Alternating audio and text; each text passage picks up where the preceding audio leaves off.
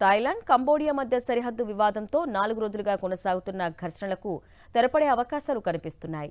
Thai, Cambodia నేతలు ఇవాళ Malaysia రాజధాని కౌలాలంపూర్లో సమావేశం కానున్నారు. ఈ విషయాన్ని థాయ్ ప్రధానమంత్రి కార్యాలయం తెలిపింది.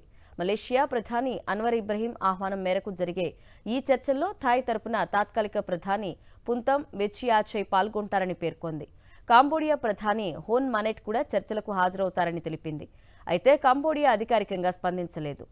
థాయిలాండ్, కంబోడియా నేతలు కాల్పుల విరమణపై చర్చలకు తక్షణమే అంగీకరించారని అమెరికా అధ్యక్షుడు ట్రంప్ ప్రకటించారు. తాను కంబోడియా ప్రధాని హోన్ మానెట్, థాయ్ ప్రధాని పుంతోమ్ వెచియాచైతో వేర్వేరుగా మాట్లాడినట్టు చెప్పారు. వారు యుద్ధం కొనసాగిస్తే అమెరికాతో వాణిజ్య ఒప్పందాలు దెబ్బతింటాయని హెచ్చరించినట్లు తెలిపారు. ఇరు వర్గాలు తక్షణమే కాల్పుల విరమణ, శాంతి కోసం ఎదురు చూస్తున్నాయని ట్రంప్ తెలిపారు. ఇరు దేశాలు అమెరికాతో వాణిజ్య చర్చలు జరపడానికి ఆత్రంగా ఉన్నాయని చెప్పారు. ఆ రెండు దేశాలకు సుదీర్ఘమైన సాంస్కృతిక, చారిత్రక నేపథ్యం ఉందన్నారు.